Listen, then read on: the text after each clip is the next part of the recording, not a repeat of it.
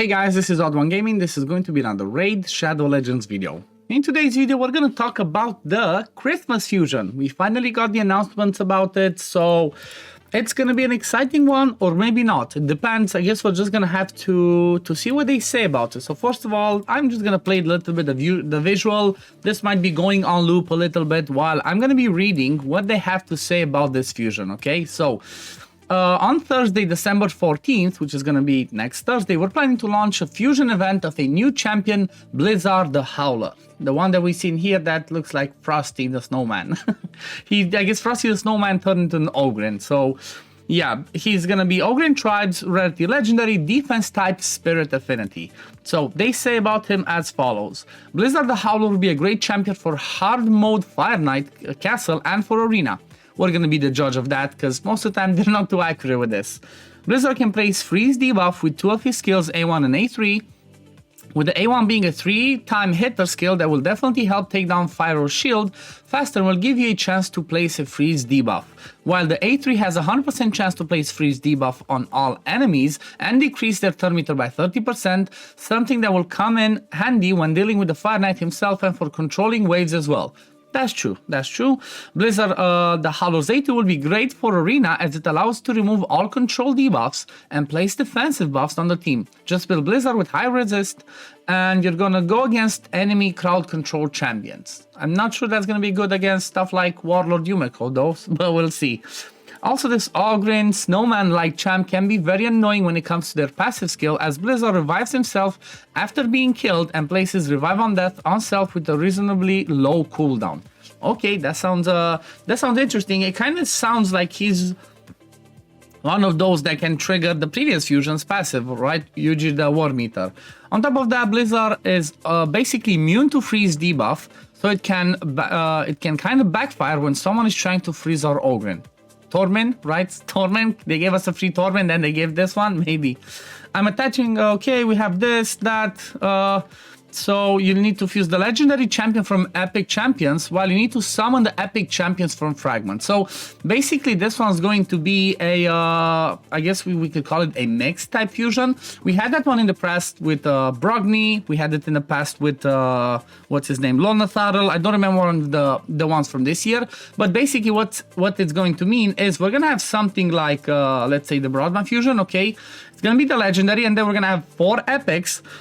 But we're gonna have to get the fragments for those epics, or if we get lucky to pull them straight up from the shard. So it's gonna be those that type of a mixed one, which means it might be tricky in collecting the actual epics themselves, which usually, you know, in the last ones they barely gave us options to keep any of them.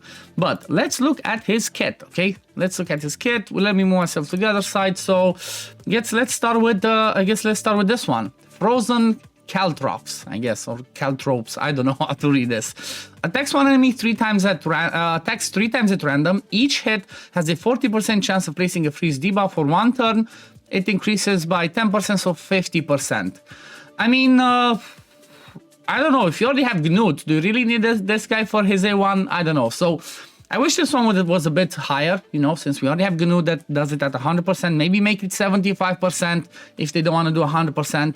Is 50% going to be enough? I don't know, because it's not reliable enough. So, you know, especially when you're talking about hard Fire Knight, you kind of want reliable freezes, as it, you know, everything can backfire pretty easily. So triple hitter is good, but I don't like the freeze chance. It's pretty low. Then the A2 Cryotherapy is on a 3-turn cooldown after it's booked. Okay, that's fine. Removes any stun, sleep, fear, true fear, freeze, provoke, and petrification debuffs from all allies. Kind of like they mentioned, gets good for Arena. I don't know where there's like content where you could use this. Maybe some Doom Tower waves, or maybe something like a Hydra. He could remove the fear or the true fear and the provokes. Then places increased defense buff on all allies for 2 turns. Okay, so a cleanse of control effects and AoE increased defense. Also places ally protection buff on all allies except this champion for 2 turns. Okay, so honestly, the way that I see this one is he could be a good, what's it called? A good clan boss hero, okay? So for early game, for progressing clan boss, for progressing accounts, they want to do the Demon Lord clan boss. He brings an AoE increased defense and ally protection, kind of like what Kira the Watcher does. So for this one, I like it. This one's really good. Plus a triple hitter, can do some good damage, I guess, in clan boss. And he's defense based. So you know what? it's not as impressive for Fire Knight from my point of view. Maybe this one can keep you alive, I guess, if he places that. But for Demon Lord, that sounds good so far. So, you know, not so bad. The A3 Spike Blizzard, this one goes on a 4-turn cooldown, attacks all enemies, has a 100% chance of placing a freeze debuff for 1 turn, okay? 100% chance to freeze, but it's on a 4-turn. So again, against the Fire Knight, hard, I don't know this is going to be as helpful. It only happens once, and then, you know, this triple hitter is not reliable enough. Also has a 100% chance of decreasing the turn meter of all enemies by 30%. So for the sake of crowd controlling, you know, like I said, Doom Tower, maybe some waves if you're a progressing account, this can be amazing. And again, if we're talking Demon Lord, I guess you would just deactivate this one. You would not care about the A3, just lock this one if you get lucky, and only get 2 books on the A2. You have yourself a Demon Lord hero, which can be pretty good. I might just make a team with, you know, try out a Demon Lord team where I use him as my ally protect and increase defense and see if we can do some fun stuff. Then we have the passive Abominable Snowgrin. That's funny. Abominable Snowgrin. Passive effect. Whenever an enemy tries to place a freeze debuff on this champion, instantly transfer it from this champion to that enemy. So again, like I said earlier, anti-torment, I suppose, or anybody else that does freeze. Basically, he's not going to get frozen and throws that at somebody else, but it's only for himself. So is it going to be as effective to counter torment? I don't know.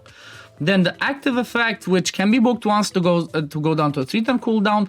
Whenever this champion is killed, revive them with 30% HP and 30% turn meter, and places a revive on death buff on them for 1 turn. That one sounds pretty interesting. Like I said, this one sounds kind of like a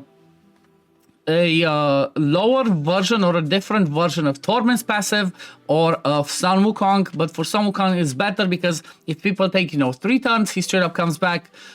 He has to take 3 turns himself to have this active effect again. But still, it doesn't seem too bad, honestly. From my point of view, he seems versatile. Like, I'm not sure where I would use him in the end game. I will have to test out. Maybe I'm gonna do a damage test as well on him, you know, with this one, see if he hits harder on the A3 than some other defense-based nuker. Like, I don't know, who do I have as a good defense-based nuker? I have Solus. I don't have Ragash. I would have to have a look through my account. Let me see. Can I actually sort my heroes just through... I never looked at this. Just to like defense-based ones. So let's see like this. Okay, I can. So defense-based, I guess it can be whoever. Who would be good AoE nuker? So Tatura hits pretty hard. Staltas can hit pretty hard. Gnut hits, but not as hard than Michinaki. So, okay, I guess I would have some options, even Iron Brago. So there are some options that can be good. AoE defense nukers, okay? Maybe even Vesix, but she doesn't hit as strong. So I could do a comparison between him and Tatura, or between him, and let me see, is there an epic that can hit hard that I could compare him with? Not anybody that I see. Maybe Morag, or maybe somebody like a Sandlashed, but she's a debuff. She's basically more of a buff extender. But anyway, I guess that's what I might do. I might do a damage test, I might do some clan boss stuff, but... what do you guys think? Leave it in the comments below. What do you think? Is he good? Is he bad? Would you go for him or not? Because for the sake of Hard Fire Knight, I'm not sure he's going to be enough. Maybe if we rely on the Stellar Protection to take the hit from the Fire Knight, that could be a team. Like, I could see maybe doing a team where I have him place this increased defense, ally protection, and then somebody else, maybe like a Python, to be in the team that puts the block debuffs. You can take the first hit and then maybe have double ally attackers alongside him and somebody else. That could be enough for a team. I don't know. But again, he seems pretty versatile, but not a specialist, okay? Like I said, versatile for Demon Lord. Over this one, good for some crowd control on the waves. Triple hit. Who knows? I'm really curious what you guys think, because for me, he doesn't seem as bad, okay? He doesn't seem as bad. He's definitely better than Ujir from my point of view, because he can help you in more places and on, you know, different ways on different accounts. And I'm really curious how hard he actually hits on this A3 and the A1, because if he hits hard as well, you know, then we have a really good champion. But anyway, this is going to be it for the video today, guys. As always, if you do enjoy my content, don't forget to like this video, subscribe to the channel to see when I upload next, and I'm going to see you on the next one. Peace, love, take care, everyone. Bye, guys.